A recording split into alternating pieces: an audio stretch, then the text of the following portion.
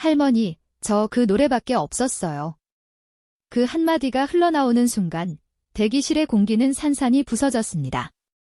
전 국민이 지켜보는 화려한 무대에서는 끝까지 눈물 한 방울 보이지 않으려 애쓰던 13살 소녀가 카메라 불이 꺼진 뒤 비로소 진짜 어린아이가 되어 할머니 품에 매달려 울부짖던 그 장면?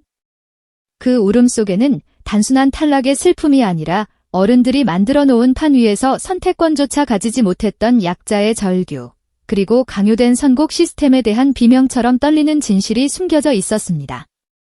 본 방송에서 시청자들이 본 빈에서는 누구보다 의젓하고 단단한 모습이었습니다. 자신의 이름이 탈락자로 호명되던 그 순간에도 입술을 꽉 깨물며 울지 않으려 애쓰던 얼굴, 무대로 올라와 씩씩하게 마지막 인사를 남기고 할머니를 향해 괜찮아요 라고 웃어 보이던 믿기지 않는 13살의 어른스러움. 그 모습에 많은 시청자들이 함께 울었습니다. 하지만 그건 방송국이 선택해 편집한 말 그대로 보여주고 싶은 빈에서의 일부였을 뿐이었습니다. 진짜 이야기는 그 뒤에 이어진 단 몇 분의 대기실 장면에 숨어 있었습니다. 무대를 내려와 조용히 대기실 문이 닫히는 순간 빈에서의 어깨는 마치 누군가 전원이 꺼진 인형의 스위치를 내린 것처럼 와르르 무너져 내렸습니다. 그동안 눈물을 참느라 파르르 떨리던 눈가가 한꺼번에 터져나오듯 예선은 할머니 품에 얼굴을 파묻고 울었습니다. 숨이 막힐 듯 떨리는 목소리로, 그러나 분명하게 떨궈진 한 문장. 할머니, 그 노래밖에 없었어요. 이 한마디는 그저 한 번의 선곡 실패를 후회하는 아이의 투정이 아니었습니다. 그것은 서바이벌 프로그램의 화려한 조명 뒤에 숨겨져 있던 강요된 선곡 시스템의 민낯을 그대로 드러내는 고백이었습니다. 제작진은 곧장 진화에 나섰습니다. 비난 여론이 눈덩이처럼 커지자 마치 기다렸다는 듯이 선곡은 참가자의 자유로운 선택이었다 하는 뉘앙스를 담은 비하인드 영상을 신속하게 공개했습니다. 영상 속에서 빈에서는 스태프와 함께 노래 목록을 살펴보며 밝게 웃고 있습니다. 이 곡 진짜 좋아요 라며 스스로 신곡을 골랐다는 듯한 장면이 반복적으로 재생됩니다. 표면적으로만 보면 마치 예서가 아무 강요도 없이 즐겁게 곡을 선택한 것처럼 보입니다. 하지만 시청자들은 더 이상 이런 장면을 곧이곧대로 받아들일 만큼 순진하지 않았습니다. 그 영상은 오히려 왜 예서가 그 노래밖에 선택할 수 없었는지를 보여주는 교묘한 자백처럼 보였기 때문입니다. 오디션 프로그램을 오래 지켜본 시청자라면 누구나 알고 있습니다. 화려한 조명과 감동적인 음악, 극적인 자막 뒤에 존재하는 차가운 룰 하나. 가장 힘없는 사람이 가장 힘든 곡을 떠안는다는 보이지 않는 법칙 말입니다. 수십 년 커리어를 쌓은 기성 가수들, 이미 거대한 팬덤을 등에 업은 출연자들, 방송국과 친분이 두터운 어른들의 이름이 우선순위에 오르는 순간 가장 대중적이고 안전한 명곡들은 순식간에 싹쓸이 됩니다. 남는 것은 어중간하게 애매한 곡, 박자도 멜로디도 애매하게 꼬인 실험적인 노래들, 누가 봐도 승부에는 불리한 선택지들 뿐입니다. 그 잔인한 노래 가장 아래쪽, 말 그대로 생태계의 최약자 위치에 서 있던 사람이 바로 13살 빈에서였습니다. 방송국 내부에서 발언권이라고는 찾아볼 수 없는 나이, 선배 출연자 앞에서 저는 이 곡 하기 싫어요 라고 말하는 것조차 쉽지 않은 위치. 회의실에 모여 선곡 회의를 할 때도 기성 가수들이 먼저 곡 제목을 하나둘씩 가져가는 동안 예선은 그저 눈치만 보고 있다가 뒤늦게 돌려진 리스트를 건네받았을 가능성이 높습니다. 그리고 그 리스트의 마지막 장에 마치 주사위가 이미 던져진 것처럼 남아있는 단 한 곡. 이건 어떠니? 이런 곡도 도전해보면 좋지 않을까? 라는 부드럽지만 결코 거부하기 어려운 어른들의 말투 속에서 예선은 사실상 선택이 아니라 수용을 강요받았을지 모릅니다. 바로 그 지점에서 저 그 노래밖에 없었어요 라는 말을 다시 되짚어 보게 됩니다. 어린아이가 쓴 표현이지만 그 안에는 구조적인 폭력에 가까운 상황이 응축되어 있습니다.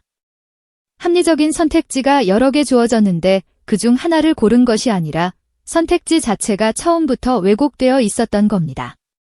제작진이 나중에 들이밀며 개서 양이 직접 골랐다고 해명해 사용한 그 영상은 역설적으로 예서가 얼마나 좁은 통로 안에서 얼마나 제한된 자유 속에서 움직이고 있었는지를 보여주는 살아있는 증거가 되었습니다. 시청자들은 이 장면에서 자유로운 선곡이 아니라 강요에 가까운 거부할 수 없는 제안들 읽어냈습니다. 이 모든 상황을 누구보다 가까이에서 지켜본 사람이 있었습니다. 바로 수십 년간 대한민국 가요계를 이끌어온 마스터 주현미였습니다. 평소 차갑게 얼어붙은 듯 흔들리지 않는 표정, 날카롭지만 정확한 심사평, 얼음마녀라는 별명까지 따라붙을 정도로 냉철했던 그녀가 빈에서의 탈락이 발표되는 순간 처음으로 고개를 들지 못했습니다. 대기실로 돌아와 모니터에 비친 예서의 울음과 할머니 품에 안겨 쏟아내는 한마디를 목격한 뒤 주현미 마스터는 결국 자신이 늘 지켜온 냉정함의 벽을 허물고 말았습니다. 수많은 무대를 심사해왔던 그가 방송 인생 수십 년 만에 처음으로 카메라 앞에서 통제되지 않는 눈물을 흘렸던 이유는 단순한 탈락의 아쉬움이 아니었습니다. 주현미는 누구보다도 빈에서의 천재성을 먼저 알아본 사람이었습니다. 아직 몸도 다 자라지 않은 작은 소녀의 몸에서 어떻게 그런 깊이와 농도를 가진 소리가 나오는지, 몇 번의 리허설만으로도 노래의 결을 바꾸는 감각을 보며 그는 마음속으로 이 아이는 언젠가 대한민국 가요사를 새로 쓸 재능이라고 확신했습니다. 그래서일수록 그는 예서에게 더 가혹했습니다. 다른 참가자들이라면 그냥 넘어갈 실수도 예서에게는 집요하게 짚어냈습니다. 점수 또한 여유롭게 주지 않고 일부러 낮게 책정하기도 했습니다. 지금의 칭찬에 안주하지 마라, 더 멀리 가라는 무언의 메시지를 담아 멘토로서의 사랑을 엄격함으로 표현한 것이었습니다. 하지만 바로 그 애정이 왜곡된 시스템과 만나며 끔찍한 결과로 돌아왔습니다. 강요된 선곡, 힘의 논리에 따라 이미 결과가 기울어진 승부, 매크로 의혹과 불공정 논란이 뒤섞인 혼탁한 판 위에서 주현미의 낮은 점수는 제작진이 들이댄 가장 유력한 명분이 됐습니다. 마스터들도 이렇게 평가했다는 한 줄로 제작진은 자신들의 기획과 편집, 그리고 선곡 시스템의 책임을 슬쩍 심사위원단 쪽으로 떠넘겼습니다. 그리고 그 도구로 쓰인 점수의 주인이 다름 아닌 예서를 누구보다 아꼈던 주현미였다는 사실을 깨닫는 순간 그녀는 스스로를 용서할 수 없게 된 것입니다. 내가 조금만 더 부드럽게 말했더라면, 단 한 번만이라도 이 아이의 편에 서서 선곡에 대해 문제를 제기했더라면 결과는 달라졌을까? 이런 질문들이 한꺼번에 몰려왔을 때 트로트의 살아있는 전설도 한 사람의 어른일 뿐이었습니다. 자신이 평생 믿어왔던 공정과 실력의 기준이 어른들의 정치와 조율, 시청률과 화제성이라는 이름의 계산기 위에서 어떻게 이용당하는지를 깨닫는 순간 주현미는 결국 카메라 앞에서 무너져 내렸습니다. 시청자들이 보았던 그녀의 눈물은 예서에 대한 동정이 아니라 아이를 지켜주지 못한 어른으로서의 죄책감과 이 시스템에 대해 너무 늦게 깨달아버린 자기 자신에 대한 분노가 뒤섞인 통곡에 가까웠습니다. 결국 시청자들도 더 이상 참지 않았습니다. 그동안 13살 빈에서 한 명을 보기 위해 긴 하루를 마치고도 늦은 밤 텔레비전 앞에 다시 앉았던 사람들. 순수한 표정으로 할머니 손을 꼭 잡고 등장하던 그 아이가 노래 한 소절을 부를 때마다 눈가를 훔치며 함께 울던 팬들. 그들이 마침내 내린 결론은 하나였습니다. 이 판은 이미 어른들끼리 짜여 있다. 우리가 여기 머물 이유는 없다. 방송국 게시판과 각종 커뮤니티, SNS 타임라인에는 조작과 강요의 결승은 1초도 보기 싫다. 예서를 내쫓은 방송에 전기세를 줄 이유가 없다는 글들이 줄줄이 올라왔습니다. 불시에 벌어진 시청 거부 운동은 삽시간에 확산되었습니다. 숫자로도 눈에 띄게 나타났습니다. 결승전 직전 회차의 시청률은 이미 평소의 절반 이하로 떨어지기 시작했고 결승 방송 예고 영상에는 좋아요 대신 항의 댓글이 도배되었습니다. 제작진은 또다시 부랴부랴 위로 멘트를 내보내고 다른 참가자들의 감동 서사를 부각시키려 했지만 이미 시청자들의 신뢰는 돌이킬 수 없을 만큼 무너져 있었습니다. 시청률을 위해 가장 먼저 앞세웠던 13살 소녀를 가장 중요한 순간에 가장 잔인한 방식으로 내다버린 대가. 그 부메랑은 고스란히 프로그램의 몰락이라는 이름으로 되돌아오고 있었습니다. 하지만 잔혹한 서바이벌의 역사가 늘 증명해왔듯 진짜 가왕은 트로피를 손에 쥔 사람만이 아닙니다. 조작과 의혹, 강요된 선곡과 어른들의 계산 속에서 가까스로 살아남은 이가 아니라 가장 불리한 조건 속에서도 끝까지 자신이 할 수 있는 최고의 무대를 보여주고 떠나는 사람. 비록 결승 무대에 서보지도 못한 채 대기실에서 눈물을 쏟아냈지만 저 그 노래밖에 없었어요. 라는 한마디로 이 시스템의 모순을 온몸으로 증언하고 떠난 13살 소녀. 바로 빈에서가 시청자들의 마음속에서 이미 무관의 가왕으로 자리 잡았다는 사실은 누구도 부정할 수 없습니다. 그리고 이 이야기에는 또 한 명의 피해자가 있습니다. 바로 주현미 마스터입니다. 시청자들은 이제 어렴풋이 깨닫기 시작했습니다.